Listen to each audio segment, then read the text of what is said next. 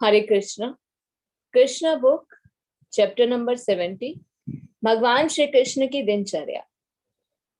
वैदिक मंत्रों से ज्ञात होता है कि श्री भगवान के पास करने के लिए कुछ भी नहीं है। न तस्य कार्यम कर्णम च विद्यते। यदि भगवान के पास करने के लिए कुछ भी नहीं है तब उनके कार्यकलापों के विषय में चर्चा ही कैसे कर सकते हैं। पूर्व अध्याय से स्पष्ट होता है कि श्री कृष्ण के सदृश कोई व्यक्ति कार्य नहीं कर सकता। हमें इस तथ्य को स्पष्टता समझना चाहिए कि भगवान के कार्यकलापों का अनुसरण करना आवश्यक है, किंतु उनका अनुकरण नहीं किया जा सकता। उदाहरणार्थ, ग्रस्त के रूप में श्री कृष्ण के आदर्श जीवन का अनुकरण किया जा सकता है, किंतु यदि कोई अनेक रूपों में विस्तारित होकर उनका अनुकरण करना चाहे तो यह संभव नहीं है। अतएव हमें यह सदैव स्मरण रहे कि यद्यपि श्री कृष्ण मनुष्य का अभिनय अर्थात नरवत लीलाएं करते हैं, तथापि अपनी श्री भगवान की स्थिति बनाए रखते हैं। एक साधारण मनुष्य के समान श्री कृष्ण के उनकी पत्नियों के साथ व्यवहार का हम अनुसरण कर सकते हैं, किंतु एक समय में 16,000 से भी अधिक पत्नियों के साथ उनके व्यवहार का हम अनुकरण नहीं कर सकते। निष्कर्षतः जिस प्रकार उन्होंने अपनी दिनचर्या का प्रदर्शन किया, आदर्श गृहस्थ बनने के हेतु हमें भगवान श्री कृष्ण के पदचिन्हों का अनुसरण करना चाहिए, परंतु जीवन की किसी भी अवस्था में हम उनका अनुकरण नहीं कर सकते। भगवान श्री कृष्ण अपनी 16,000 पत्नियों के साथ विश्राम करते थे, किंतु प्रातःकाल सूर्योदय से 3 घंटे पूर्व वे उठ जाते थे। प्रकृति की व्यवस्था के अनुसार मुर्गे का बोलना ब्रह्म मुहूर्त के समय की सूचना देता है। घड़ियों की कोई आवश्यकता नहीं है। जैसे ही मुर्गा प्रातःकाल बोलता है, हमें समझ लेना चाहिए कि अब उठने का समय हो चुका है। उस ध्वनि को सुनकर श्री कृष्ण शैया से उठ जाते थे, परंतु उनका प्रातः उठना उनकी पत्नियों को रुचिकर नहीं था। श्री कृष्ण की पत्नियां उनमें इतनी आसक्त थी कि शैया में वे श्री कृष्ण का आलिंगन किए रहती, परंतु जैसे ही मुर्गे बोलते तो श्री कृष्ण की पत्नियां उदास हो जाती एवं मुर्गे की ध्वनि की निंदा करने लगती। प्रत्येक राजमहल के उद्यान में पारिजात पुष्प लगे हुए थे। पारिजात कोई कृत्रिम पुष्प नहीं। स्मरण रहे कि श्री कृष्ण ने पारिजात वृक्षों को स्वर्ग से लाकर सभी महलों के उद्यानों में लगाया था। प्रातःकालीन मंद वायु पारिजात पुष्प की सुगंध को प्रसारित करती तथा श्री कृष्ण निद्रा से उठने के पश्चात उसकी सुगंध का रसास्वादन करते। इस सुगंध के कारण मधुमक्खियां भिन भिनाना आरंभ कर देती और पक्षी भी मधुर कलवल आरंभ कर देते। संपूर्ण रूप से इस ध्वनि को सुनकर ऐसा प्रतीत होता कि वंदीजन एकत्र होकर भगवान श्री कृष्ण की स्तुति करने में संलग्न है।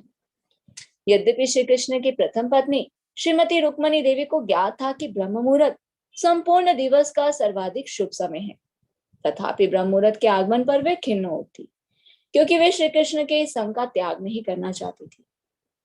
श्रीमती रुक्मणी देवी की खिन्नता के पश्चात भी ब्रह्म मुहूर्त का आगमन होते ही भगवान श्री कृष्ण उठ जाते। आदर्श ग्रस्त को भगवान श्री कृष्ण के इस आचरण से शिक्षा लेनी चाहिए कि किस प्रकार उसे प्रातःकाल उठना चाहिए, चाहे कितनी ही सुविधाजनक स्थिति में क्यों ना लेटा हो। विश्राम करके उठने के पश्चात श्री कृष्ण अपने मुख, भुजाओं तथा चरणों को धोते एवं तत्काल बैठकर स्वयं का ध्यान करने लगते। इसका अर्थ यह नहीं है कि हमें भी बैठकर स्वयं पे ही ध्यान करना चाहिए। हमें श्री कृष्ण, श्री राधा कृष्ण का ध्यान करना चाहिए, वही वास्तविक ध्यान है। श्री कृष्ण स्वयं श्री कृष्ण है, अतएव वे हमें शिक्षा दे रहे थे कि ब्रह्म मुहूर्त का उपयोग श्री राधा कृष्ण का ध्यान करने के लिए करना चाहिए। ऐसा करने से भगवान श्री कृष्ण अत्यंत संतोष का अनुभव करते हैं। उसी प्रकार यदि हम ब्रह्म मुहूर्त का उपयोग श्री राधा तथा कृष्ण का ध्यान करने के लिए करेंगे तो हमें भी दिव्य आनंद का अनुभव होगा और हम संतुष्ट हो जाएंगे। प्रातःकाल हम यह भी चिंतन करें कि किस प्रकार श्रीमती रुक्मणी तथा श्री कृष्ण ने आदर्श गृहस्थ के रूप में संपूर्ण मानव समाज को यह शिक्षा दी कि हमें ब्रह्म मुहूर्त में उठकर तत्काल कृष्ण भावनामृत में संलग्न हो जाना चाहिए। श्री राधा कृष्ण के शाश्वत रूपों पर ध्यान करने तथा हरे कृष्ण महामंत्र का कीर्तन करने में कोई अंतर नहीं है। जहां तक श्री कृष्ण के द्वारा ध्यान करने का प्रश्न है तो उनके पास स्वयं पर ध्यान करने के अतिरिक्त कोई विकल्प नहीं था। ध्यान का विषय ब्रह्म, परमात्मा तथा श्री भगवान होते हैं, परंतु श्री कृष्ण स्वयं तीनों है। वे श्री भगवान हैं, अंतर्यामी परमात्मा श्री कृष्ण का ही एक स्वांश है और सर्वव्यापक ब्रह्म ज्योति उनके दिव्य शरीर की अंग कांति है। अतः श्री कृष्ण सदैव एक है और उनके लिए कोई अंतर नहीं है। सामान्य जीव तथा भगवान श्री कृष्ण में यही भेद है। जीव के लिए विभिन्नताएं हैं और सामान्य जीव अपने शरीर से भिन्न है तथा वह जीवों की अन्य योनियों से भिन्न है। मानव अन्य मानवों तथा पशुओं से भी भिन्न है। उसके स्वयं के शरीर में ही विभिन्न अंग और प्रत्यंग हैं। हमारे हाथ तथा पैर हैं, परंतु हमारे हाथ तथा पैरों से भिन्न है। पैरों की भांति हाथ कार्य नहीं कर सकते और न ही हाथ की भांति पैर कर सकते हैं। नेत्र के समान कान नहीं देख सकते और न ही कान की भांति नेत्र सुन सकते हैं। इन सभी विभिन्नताओं को तकनीकी दृष्टि से स्वजातीय विजातीय कहा जाता है।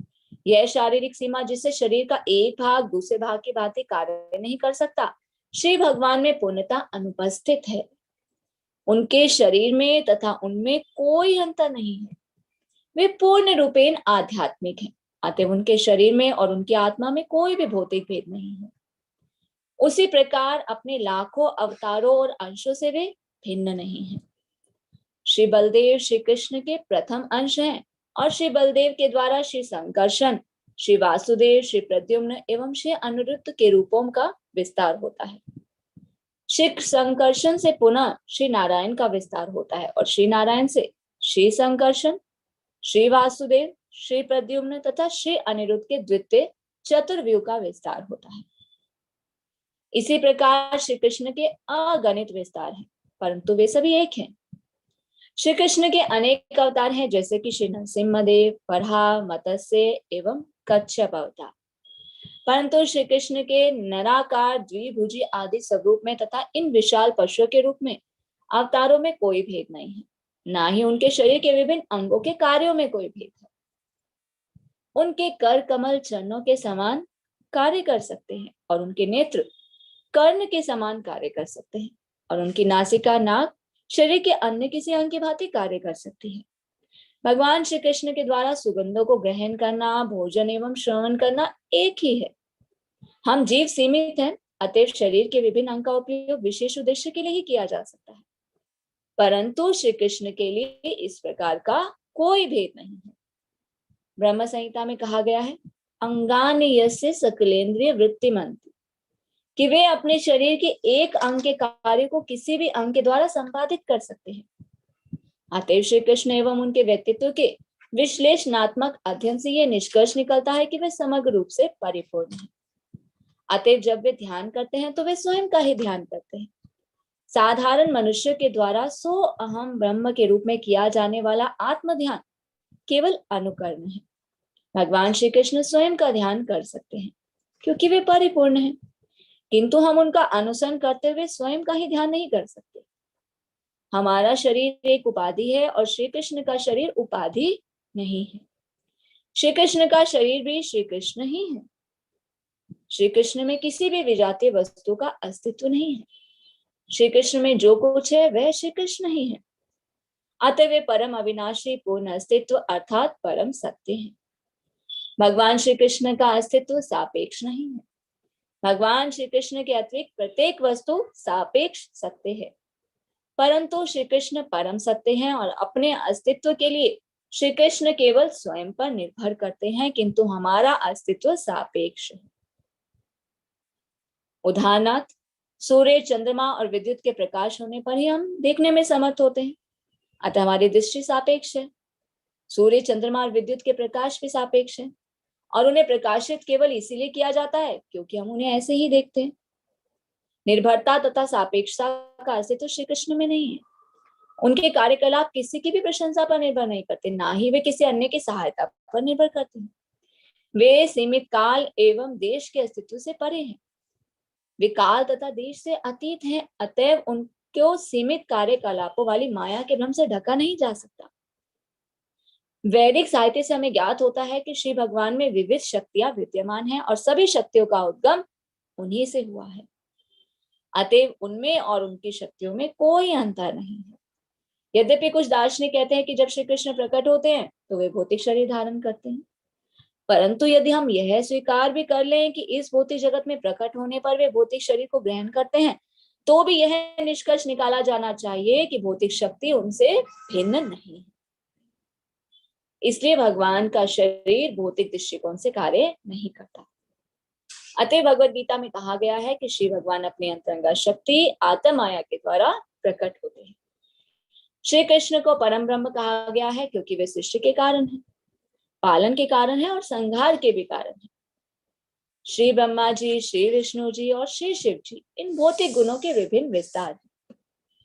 ये सभी भौतिक गुण बद आत्माओं पर, जीवात्माओं पर कार्य कर सकते हैं, परंतु इसमें श्री कृष्ण पर कोई क्रिया प्रतिक्रिया नहीं होती। भगवान पर किसी भी गुण का कोई भी प्रभाव नहीं पड़ता, क्योंकि ये गुण एक ही समय में उनसे एक रूप तथा भिन्न है। भगवान श्री कृष्ण स्वयं सच्चिदानंद विग्रह है, आनंद और ज्ञान के शाश्वत रूप है तथा उनके कल्पनातीत विशालता के कारण उन्हें परम ब्रह्म कहा जाता है। उनका ब्रह्म, परमात्मा और श्री भगवान पर ध्यान वास्तव में केवल स्वयं पर है, इनके अतिरिक्त अन्य किसी पर नहीं। इस ध्यान का अनुकरण साधारण जीव के द्वारा नहीं किया जा सकता। ध्यान के पश्चात श्री भगवान प्रातःकाल नियमित रूप से स्वच्छ शुद्ध जल में स्नान करते हैं। तत्पश्चात वे स्वच्छ वस्त्र धारण करते हैं, स्वयं को चादर से ढकते हैं और फिर वैदिक धार्मिक कार्यों में स्वयं को संलग्न करते हैं। उनके अनेक धार्मिक कार्यों में प्रथम कार्य यज्ञ अग्नि में नैवेद्य अर्पित करना और चुपचाप गायत्री मंत्र का जाप करना होता है। आदर्श गृहस्थ के रूप में श्री कृष्ण ने गृहस्थ के सभी धार्मिक कार्यों का यथारूप में पालन किया। जब सूर्योदय दृष्टिगोचर होता तब श्री भगवान सूर्यदेव को विशेष प्रार्थनाएं अर्पित करते। वैदिक साहित्य में कथित सूर्यदेव तथा अन्य देवताओं को भगवान श्री कृष्ण के शरीर के विभिन्न अंगों के रूप में वर्णित किया गया है और गृहस्थ का यह कर्तव्य है कि वे देवताओं तथा महर्षियों तथा पूर्वजों के प्रति सम्मान रखें। जैसा कि भगवद गीता में कहा गया है कि इस विश्व में पालन करने में हेतु श्री भगवान के पास कोई विशेष कर्तव्य नहीं है, फिर भी वे इस प्राकृत जगत में आदर्श जीवन व्यतीत करने वाले साधारण व्यक्ति की भांति कार्य करते हैं। वैदिक कर्मकांडी नियमों के अनुरूप श्री भगवान देवताओं को सम्मान अर्पित करते हैं। वह नियम जिसके द्वारा देवताओं और पूर्वजों को पूजा जाता है उसे तर्पण कहते हैं। तर्पण का अर्थ है प्रसन्न करना। किसी व्यक्ति के पूर्वज को भले ही किसी अन्य ग्रह पर शरीर ग्रहण करना पड़े, परंतु इस तर्पण प्रणाली का पालन करने से वे अत्यंत प्रसन्न हो जाते हैं। तो गृहस्थ का कर्तव्य है कि वह अपने परिवार के सदस्यों को सुखी रखे और इस तर्पण प्रणाली का पालन करने में वह अपने पूर्वजों को भी सुखी रख सकता है। पूर्ण अनुकरणीय गृहस्थ होने के रूप में भगवान श्री कृष्ण इस तर्पण प्रणाली का पालन करते हैं और अपने परिवार के ज्येष्ठ सदस्यों की सादर वंदना करते हैं। दान में उनका अगला कर्तव्य ब्राह्मणों को गायों का दान करना था। भगवान श्री कृष्ण कम से कम 13,084 गाय देते थे। सारी गायें रेशमी चादर, मोतियों की माला से सुसज्जित होती और उनके सींग स्वर्ण पत्र से ढके हुए होते और उनके खुर चांदी के बने होते। उनसे प्रथम जन्मे बछड़ों के उनके समीप होने के कारण वे दूध से परिपूर्ण थी और वे बहुत ही शांत तथा सौम्य थी। जब गायें ब्राह्मणों को दान में दी जाती थी तब ब्राह्मणों को सुंदर रेशमी वस्त्र दिए जाते और इसके अतिरिक्त प्रत्येक ब्राह्मण को एक मृग चर्म एवं तिल के पर्याप्त दाने दिए जाते। श्री भगवान को सामान्यतः ग्रो ब्राह्मण हिताय च कहते हैं, जिसका अर्थ है कि उनका पहला कर्तव्य ब्राह्मणों एवं गौओं के कल्याण का ध्यान रखना है। अतः श्री कृष्ण गायों को भरपूर अलंकारों और उपकरणों सहित ब्राह्मणों को दान में दिया करते थे। तत्पश्चात सभी जीवों के कल्याण की आकांक्षा करते हुए वे दूध, अग्नि, मधु, घी, स्वर्ण, रत्नों जैसे सौभाग्यशाली वस्तुओं का स्पर्श करते। यद्यपि अपने दिव्य शरीर की पूर्ण आकृति के कारण श्री कृष्ण प्रकृति से अति सुंदर है, तथापि वे स्वयं पीले रंग के वस्त्रों को धारण कर लेते और कौस्तुभ मणियों की कंठी पहन लेते। वे फूलों की माला पहनते और अपने शरीर पर चंदन का लेप करते और स्वयं को सौंदर्य वर्धक सामग्री एवं आभूषणों से सुसज्जित करते। ऐसा कहा जाता है कि श्री भगवान के दिव्य शरीर का स्पर्श पाते ही सभी आभूषण स्वयं सुंदर बन जाते हैं और इस प्रकार स्वयं को सुसज्जित करने के पश्चात श्री भगवान गायों, बछड़ों की संगमरमर की मूर्तियों को देखते और श्री शिव जी तथा अन्य देवताओं के मंदिरों के दर्शन करते। ऐसे अनेक ब्राह्मण थे जो उपहार करने के पूर्व श्री भगवान के दर्शन करने के लिए नित्य आते। ब्राह्मण उनको देखने के लिए उत्सुक थे एवं श्री भगवान उनका स्वागत करते। उनका अगला कर्तव्य नगर और राजमहल में स्थित विभिन्न जाति के लोगों को सुखी करना था। श्री भगवान उनकी विभिन्न इच्छाओं की पूर्ति करके उन्हें प्रसन्न करते और जब वे प्रसन्न देखते तो वे स्वयं प्रसन्न हो जाते। फूलों की मालाएं, सुपारियां, चंदन और अन्य सुगंध सौंदर्यवर्धक वस्तुएं जिन्हें श्री भगवान के प्रति अर्पित किया जाता था, सर्वप्रथम ब्राह्मणों एवं परिवार के ज्येष्ठ सदस्यों के पश्चात रानियों और मंत्रियों को प्रस्तुत की जाती थी। उसके बाद यदि कुछ शेष बच जाता तो वे उसे अपने व्यक्तिगत उपयोग के लिए रख लेते। जब तक श्री भगवान अपनी दिनचर्या को समाप्त करते तब तक उनका सारथी दारूक अपने भौतिक रथ को लेकर आता और श्री भगवान के सम्मुख हाथ जोड़कर खड़ा हो जाता। इससे श्री भगवान को संकेत मिल जाता कि रथ तैयार है एवं यात्रा करने के लिए वे अपने राजमहल से बाहर निकलते और तत्पश्चात उद्धव जी एवं सात्विकी के साथ श्री कृष्ण रथ पर चढ़कर सवारी करते और ठीक उसी प्रकार जैसे सूर्यदेव अपनी चमकीली किरणों को विश्व के धरातल पर डालते हुए प्रातःकाल अपने रथ पर चढ़कर सवारी करते हैं। जब श्री भगवान राजमहलों से जाने लगते तो सभी रानियां उनकी ओर स्त्रियोचित चेष्टाओं से देखती। श्री भगवान उनके अभिवादनों को मुस्कुराहटों से उत्तर देते। श्री कृष्ण के द्वारा ऐसा करने से उनके हृदय में इतना आकर्षण उत्पन्न हो जाता कि वे भगवान से तीव्र वियोग का अनुभव करती। तत्पश्चात श्री कृष्ण सुधर्मा नामक सभा भवन में आते। हमें यह स्मरण रहे कि सुधर्मा सभा भवन को वैकुंठ लोक से लाकर द्वारिका में पुनः स्थापित किया गया था। सभा भवन का विशिष्ट महत्व यह था कि जो भी इसमें प्रवेश करता था वह भूख, प्यास, शोक, मोह, जरा तथा मृत्यु इन 6 भौतिक जालों से पीड़ित नहीं होता था। श्री कृष्ण सभी 16,000 महलों से विदाई लेते थे और पुनः एक होकर सुधर्मा सभा भवन में यदुवंश के अन्य सदस्यों के साथ जुलूस में प्रवेश करते। सभा भवन में प्रवेश करने के पश्चात वे उच्च शानदार सिंहासन पर बैठ जाते और उनसे दिव्य ज्योति की चमकती किरणें निकलती दिखाई देती। यदुवंश के महान वीरों के समक्ष श्री कृष्ण आकाश में अनेकानेक ग्रहों से घिरे हुए पूर्ण चंद्रमा से सच लगते। सभा भवन में सुनिपुण विदूषक, नर्तक, संगीतकार एवं नृत्यकिया थी तथा जैसे ही श्री भगवान सिंहासन पर बैठते वे उन्हें आनंदित करने और प्रसन्नचित करने के लिए अपने अपने कार्यों को आरंभ कर देते। सर्वप्रथम विदूषक कुछ इस प्रकार बात करते कि श्री भगवान एवं उनके सहयोगी उस परिहास का आनंद लेते जिससे चित्त प्रसन्न होता। तत्पश्चात प्रभावशाली नट अपना अभिनय करते एवं नर्तकिया अपनी कलात्मक क्रिया का प्रदर्शन करती। इन सभी कार्यों के साथ साथ मृदंग, ढोल, बीना, बांसुरी, घंटियों एवं पखावज एक विशेष प्रकार का ढोल का वादन होता। इन संगीत में तरंगों के साथ साथ शंख की शुभ ध्वनि को भी संलग्न कर दिया जाता था। सूत एवं अघात कहलाने वाले सुनिपुण गायक गीत गाते और दूसरे अपने नृत्य कला का प्रदर्शन करते। इस प्रकार भक्त होने के रूप में वे श्री भगवान की सादर वंदना करते।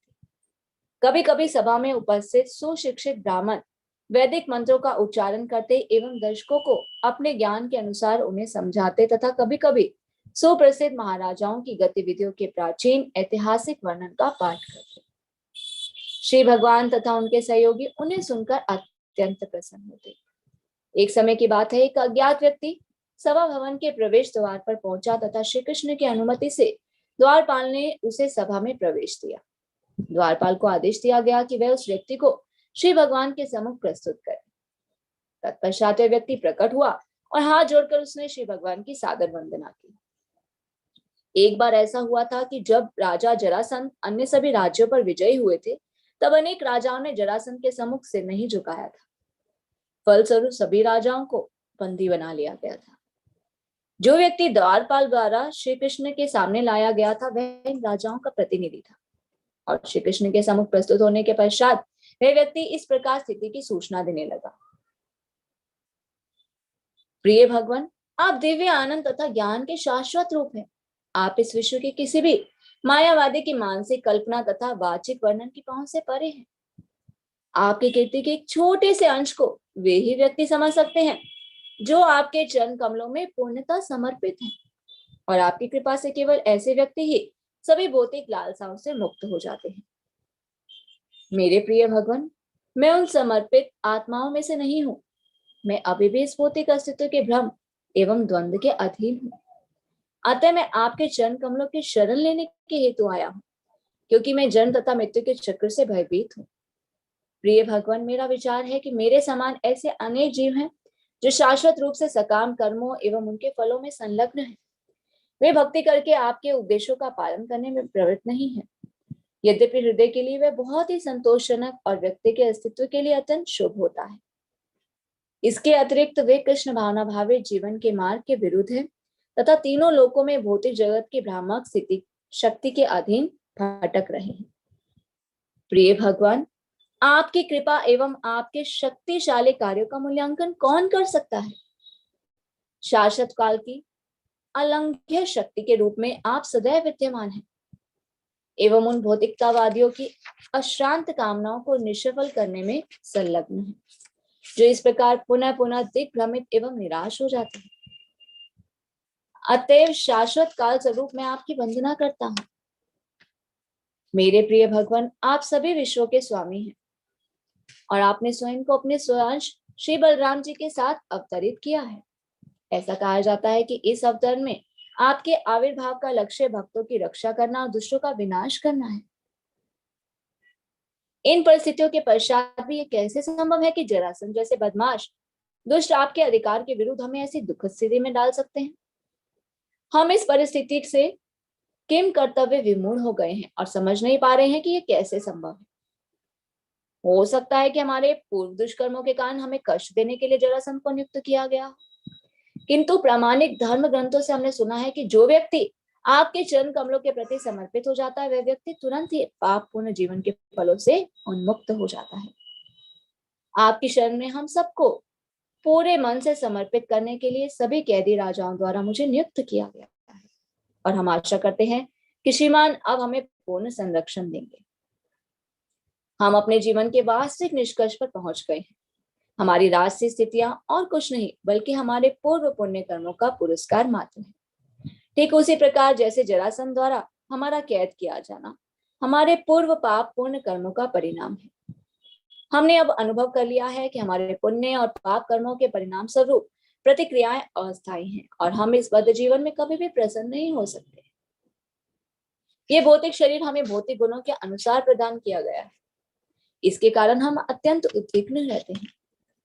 जीवन की भौतिक स्थिति में हमें केवल इस मृत शरीर के बोझ को ढोना पड़ता है।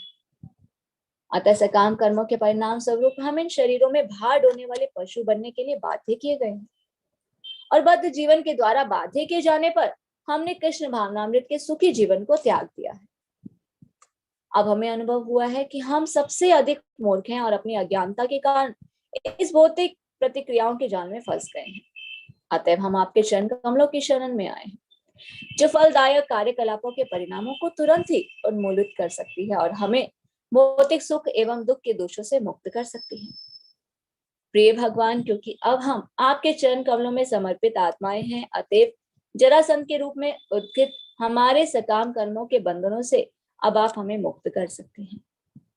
प्रिय प्रभु, ये आपको ज्ञात है कि जरासंध 10,000 हाथियों की शक्ति धारण करता है और इसी शक्ति के द्वारा उसने हमें अपना बंदी बना लिया है। ठीक उसी प्रकार जैसे एक सिंह मेमने के पूर्ण झुंड को सम्मोहित कर लेता है। प्रिय भगवान, आप अब तक क्रमशः 18 बार लड़ चुके हैं, जिनमें से उसकी असाधारण शक्तिशाली स्थिति पर विजयी होकर आपने 17 बार उसे हराया है, परंतु आपने 18वें युद्ध में अपने मानवता प्रदर्शित की, इसलिए ऐसा प्रतीत होता है कि आप पराजित हो गए।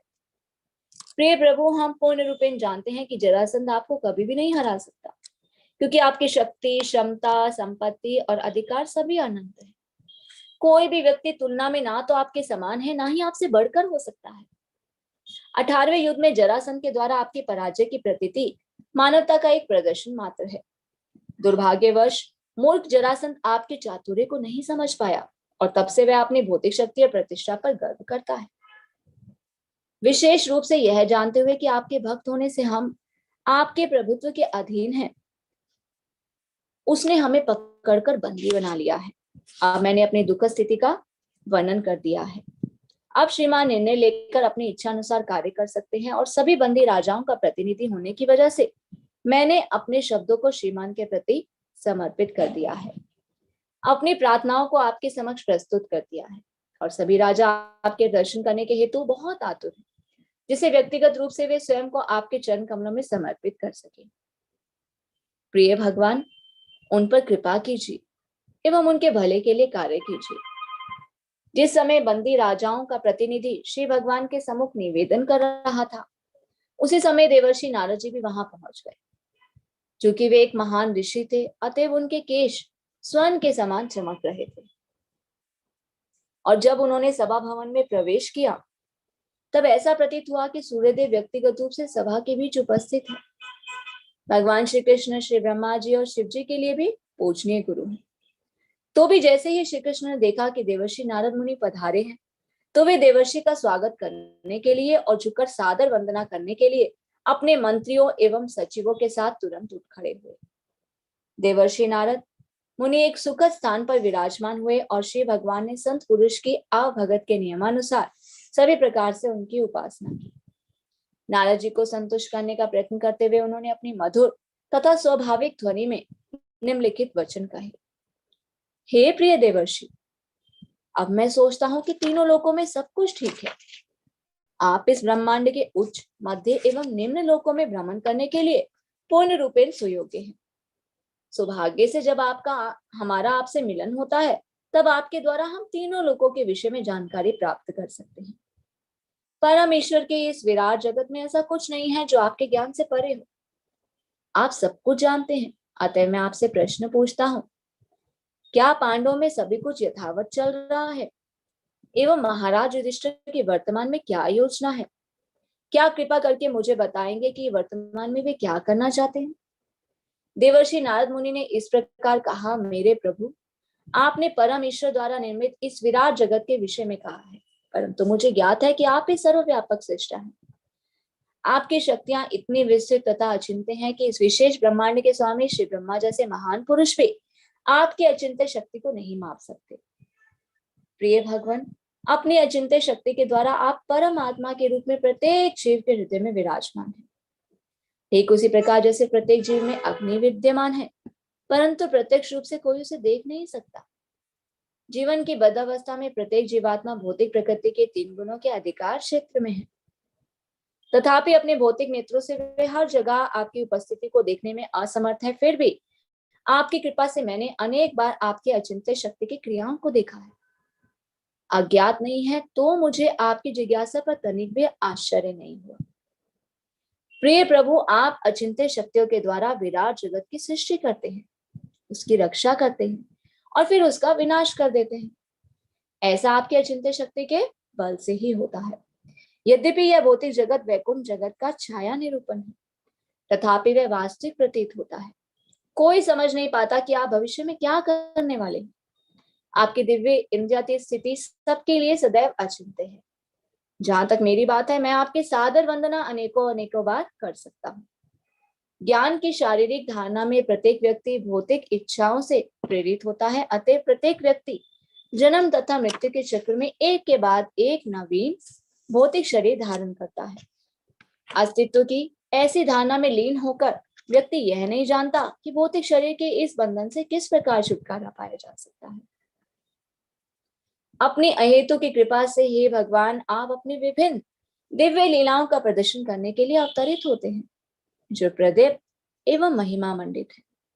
अतएव आपकी सादर वंदना करने के अतिरिक्त मेरे पास अन्य कोई विकल्प नहीं है। प्रभु, आप पर ब्रह्म हैं एवं साधारण जीव के रूप में आपके कार्य एक और कुशल साधन है। ठीक उसी प्रकार जैसे मंच पर नाटक खेला जाता है, जिसमें नट ऐसे अभिनय करता है जो उसके वास्तविक स्वरूप से भिन्न होते हैं। आपने पांडवों का शुभचिंतक बनकर उनके विषय में जिज्ञासा की है, अतः मैं आपको उनके उद्देश्य के बारे में बताता हूँ। अब कृपया ध्यान से सुनिए। सब प्रथम आपको मालूम होना चाहिए कि महाराज युधिष्ठिर के पास वे सभी ऐश्वर्य हैं जो सर्वोच्च लोक ब्रह्मलोक में पाए जा सकते हैं। उनके पास किसी भी भौतिक ऐश्वर्य की कमी नहीं है।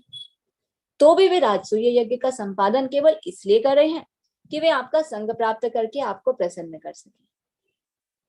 श्री नारद ने श्री कृष्ण को सूचित किया, महाराज युधिष्ठिर इतने ऐश्वर्यवान है कि उन्होंने इस भूलोक पर भी ब्रह्मलोक के सभी ऐश्वर्य प्राप्त कर लिए हैं। वे पूर्णतः संतुष्ट हैं एवं उन्हें किसी भी वस्तु की आवश्यकता नहीं है। वे प्रत्येक वस्तु से परिपूर्ण है। परंतु अब वे आपकी स्तुति कर कर आपके अहेतु की कृपा प्राप्त करना चाहते हैं। मैं आपसे प्रार्थना करता हूँ कि आप उनकी इच्छाओं को पूर्ण करें। प्रिय भगवान, महाराज युधिष्ठिर द्वारा आयोजित इस भव्य यज्ञ में देवतागण एवं विश्व के सभी सुप्रसिद्ध राजा महाराजा उपस्थित होंगे। प्रिय प्रभु, आप परम ब्रह्म श्री भगवान हैं। जो व्यक्ति श्रवण, कीर्तन तथा स्मरण करने की निर्धारित विधि से आपकी भक्ति में संलग्न होता है, वह व्यक्ति भौतिक प्रकृति के गुणों के संदूषण से मुक्त हो सकता है। उन व्यक्तियों का कहना ही क्या जो आपको प्रत्यक्ष रूप से देखने का और स्पर्श करने का सुअवसर प्राप्त करते हैं। प्रिय भगवान, आप सभी शुभ विषयों के प्रतीक हैं। आपका दिव्य नाम और प्रसिद्धि उच्च, मध्य तथा निम्न लोक सहित संपूर्ण ब्रह्मांड में फैली हुई है। वह दिव्य जल जो आपके चरण कमलों को धोता है, उच्च लोकों में मंदाकिनी, निम्न लोकों में भोगवती और इस पृथ्वी पर गंगा के नाम से जाना जाता है। यह पवित्र आध्यात्मिक जल संपूर्ण ब्रह्मांड में बहता है और जहां भी बहता है उस स्थान को पवित्र बना देता है। देवर्षि नारद मुनि के द्वारा द्वारका के सुधर्मा सभा भवन में प्रवेश करने से पूर्व श्री कृष्ण भगवान एवं उनके मंत्री तथा सचिवगण इस विषय पर चर्चा कर रहे थे कि किस प्रकार जरासंध के राज्य पर आक्रमण किया जाए, क्योंकि वे इस विषय पर गंभीरता पूर्वक चिंतन कर रहे थे। इसलिए नारद जी का यह प्रस्ताव कि वे हस्तिनापुर जाकर महाराज युधिष्ठिर के राष्ट्रीय यज्ञ में उपस्थित हो, उन्हें अधिक आकर्षक नहीं लगा। भगवान श्री कृष्ण अपने साथियों के अभिप्राय को समझ गए थे, क्योंकि वे श्री ब्रह्मा के भी शासक हैं। अतएव उन्हें संतुष्ट करने के लिए उन्होंने मुस्कुराकर उद्धव से कहा, प्रिय उद्धव, तुम मेरे सदैव ही शुभचिंतक विश्वसनीय मित्र हो और मैं सब कुछ तुम्हारे माध्यम से देखना चाहता हूँ, क्योंकि मुझे विश्वास है कि तुम्हारा परामर्श सदैव उपयुक्त होता है। मुझे विश्वास है कि तुम स्थिति को यथार्थ रूप में समझते हो। अतएव मैं तुम्हारी राय पूछ रहा हूँ, मुझे क्या करना चाहिए? मुझे तुम में विश्वास है, अतएव जो तुम कहोगे मैं वही करूंगा। उद्धव को यह ज्ञात था कि यद्यपि श्री कृष्ण साधारण मनुष्य की भांति कार्य कर रहे हैं, तथापि उन्हें सब कुछ भूत, वर्तमान और भविष्य ज्ञात है। तत्पश्चात भी क्योंकि भगवान उनसे परामर्श करने का प्रयास कर रहे थे, इसलिए श्री भगवान को सेवा अर्पित करने के लिए उद्धव ने बोलना आरंभ किया। इस प्रकार लीला पुरुषोत्तम भगवान श्री कृष्ण के अंतर्गत भगवान श्री कृष्ण की दिनचर्या नामक 70वें अध्याय का भक्ति वेदांत तात्पर्य पूर्ण हुआ। हरे कृष्ण।